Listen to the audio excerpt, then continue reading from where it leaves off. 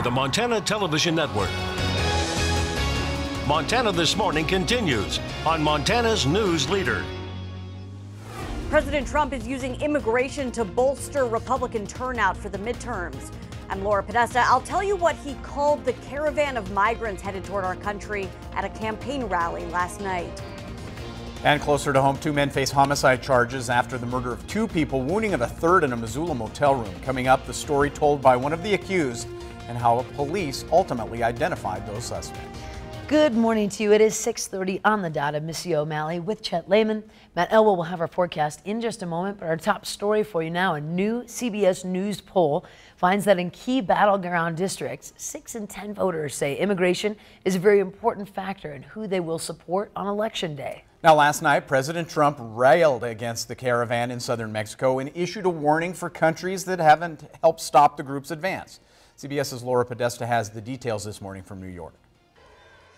This will be the election of the caravan. 2 weeks before the midterm elections, President Trump is rallying Republican voters by attacking a caravan of migrants in southern Mexico. He called it an assault on the U.S. at a campaign stop in Texas for Senator Ted Cruz last night. And in that caravan, you have some very bad people. And we can't let that happen to our country. Earlier in the day, the president threatened to cut aid to Guatemala, Honduras, and El Salvador for letting the migrants leave. He warned, without evidence, of dangers within the group. You're going to find MS-13, you're going to find Middle Eastern, you're going to find everything. The United Nations says more than 7,000 people are traveling north, and that number is expected to rise. But the caravan is still more than 1,000 miles from the U.S. border. If we travel alone, it's dangerous, says this 17-year-old. In a group, we feel safe. So when it started, I joined, and it kept growing. Former President Obama was also on the campaign trail yesterday. Without mentioning President Trump, he slammed Republicans for using immigration to stoke fear. They exploit some of the history that we have in this country of racial and ethnic and religious divisions. A caravan earlier this year shrank significantly as it moved through Mexico. Out of 1,200 migrants, only about 200 reached the California border. Laura Podesta, CBS News.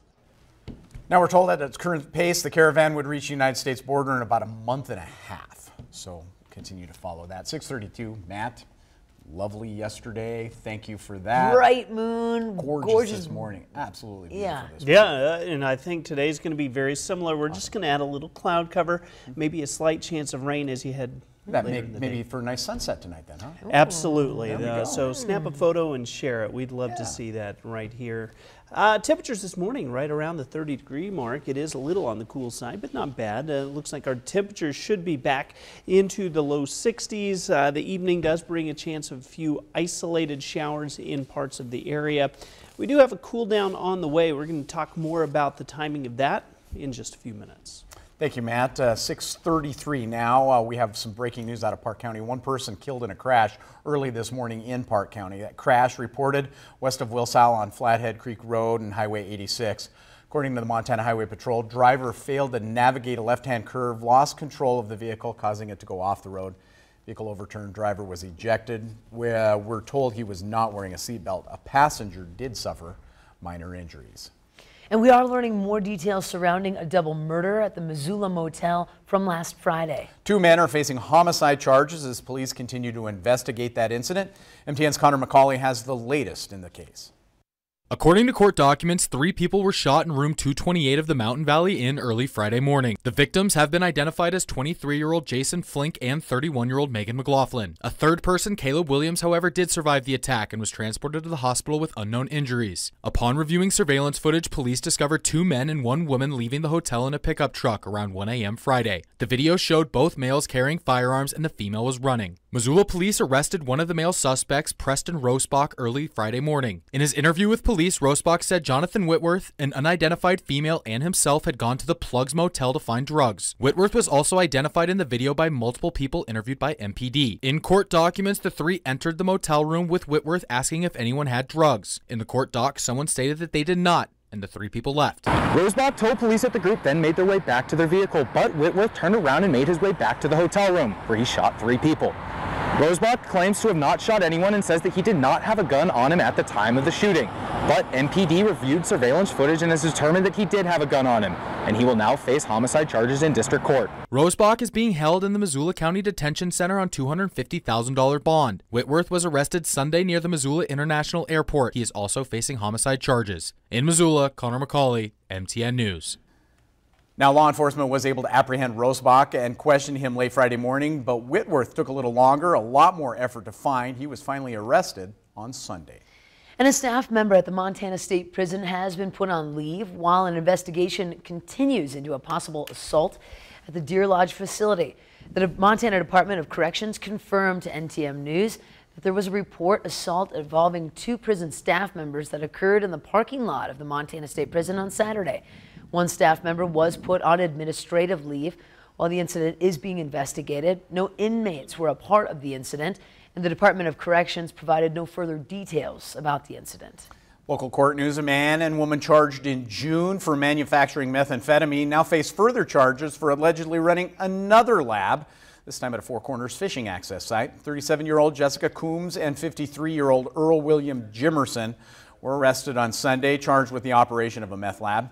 In Justice Court, Judge Brian Adams set Jimerson's bail at $200,000, Coombs' bail at $150,000. They are to have no contact with each other, and each must wear a GPS monitoring bracelet, submit to random testing for drugs and alcohol. Next district court trial date for both is set for November 16th. And the entrance of One Bozeman Health Deaconess Hospital is now closed as construction is underway for a new addition. Entrance 3 will be the temporary main entrance during this construction. The expansion project will add a new patient care tower, plus a new ICU and operating room. Now, the main entrance, the chapel, and spiritual care department will also be redone in this project. We are so excited to get it kicked off. Our passion is for the health and well-being of our community. We live that mission each and every day, and this project just helps us continue that great care. Now, this project is estimated to be completed sometime in 2020. Well, bringing in fall tourism dollars to the state, one of the focuses of a 3-day convention being held in Butte this week. Montana Lodging and Hospitality Association started the event yesterday at the Copper King Hotel and will host discussions and guest speakers about a variety of topics important to the hospitality industry. Much of the event will be about attracting people to Montana to participate in winter activities. 12.5 million people visited the state the last record year, as well as spent over $3.4 billion in our economy, and that's just out-of-state residents.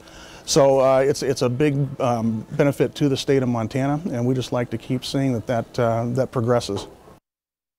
By the way, this week's events, which continue until Wednesday, have more than 100 people from the hospitality industry represented from around the Treasure State. So welcome to the area, to all of them. Very much so. That's very cool. Great story for you now. Tom Morgan was raised in Ennis and spent a lot of his time as a fishing guide. His passion for fly fishing led him to begin a lifelong career as a rod maker. Now, Tom Morgan has passed away, but his legacy and his rods survive, and they're the focus of this week's Montana Made. For some, fly fishing is a sport. For others, a passion. Still others, it goes beyond even that. Tom Morgan saw it as a personal endeavor. So much so, he created this. Wanted to have a small custom rod shop and build rods one-off for each customer and really emphasize the quality of the rods and the relationship with each customer. And that's where Tom Morgan Rodsmiths began. So every single person on that board we have that personal relationship with, and that's how we start each rod. So the assignment board says it all. Each is a Tom Morgan rod, but each is as unique as the customer. Tom liked it that way. And the old adage, the customer is always right, is the heart of his legacy. The shop and how we make rods are maybe different than other people make rods, and maybe some people think it's a little crazy the way we make rods, and we certainly learned that from Tom and his wife Jerry. You know, that's very specific way of making rods, and we like to say, you know, the attention to all the detail in the parts is what creates the sum that's greater than all those individual things when you get to the end of the process. This rod took 9 months to make, and another 9 to make correctly. You see, it had a flaw in its seal. You might not see it, but Tom did. You know, Tom was such a stickler to detail, and you know, we have this saying, don't hold on to a mistake just because it took you a long time to make it. Both men admit a Tom Morgan rod isn't for everyone. Let's face it, you can buy a rod and catch a fish pretty easily. These rods are for the person who sees fishing as something more than just a way to catch a fish. I don't want to get too woo-woo about the whole thing, but there is kind of a spiritualism or mysticism with some kinds of fly fishing, especially when you progress through, the beginning, intermediate, and advanced stages. You get to this place where you really want to fish where you want to fish, how you want to fish, and maybe with the instrument that's of your choosing that was made specifically for you. And I think that's where we really find that nexus between what we do and what our customers really want. Tom Morgan died a little more than a year ago before seeing this version of his dream. Matt and Joel strive to assure that he would be proud to have his name on everything that leaves this shop. Thanks to commitment to quality, each rod, from grip to tip, becomes more than just a fly rod. They become extensions of the owners. Tom wouldn't have it any other way. Now, Tom Morgan's legacy goes beyond just the rods that bear his name. Matt and Joel teach classes in rod making, and that plane you saw in the video stripping the bamboo, designed by Tom. Tom, by the way, was also confined to a wheelchair for much of his life, so he never actually got a chance to cast any of the rods he built. Wow. Phenomenal, what a right? Story. Absolutely true. And the way they hold to Tom's legacy down there is just, it's inspiring to say the least. Wow. And what there's a story. not many things I've seen more beautiful than one of those rods. Unbelievable. Yeah. Thanks to opening up the shop, guys, for letting us in there with our cameras. Oh, cool. Yeah, you and Matt were like little kids in a candy store. It was a blast. But that commitment to detail, I don't know if I've ever seen anybody hold more true to it than Matt and Joel have, and the crew that work with them there. From grip to tip. From grip to tip. I love that. It is time for a quick break. Great job, Chet. Thanks. In just a moment, we do want to share with you, MTN News and Montana State University have come together to run a poll on Montana's Senate rates. In a moment, we take a look at some of those first findings. But first, we're going to check in with Nora O'Donnell, see what's coming up at 7 o'clock on CBS This Morning. Good morning, and ahead here on CBS This Morning, Turkey releases new details in the apparent assassination of Jamal Khashoggi, calling his killing savage. We're there as CIA Director Gina Haspel looks into the investigation. And the Museum of Bible admits 5 of its Dead Sea Scroll fragments are fakes. We'll examine the role of forensic science in making sure ancient artifacts are real. We'll see you right at 7.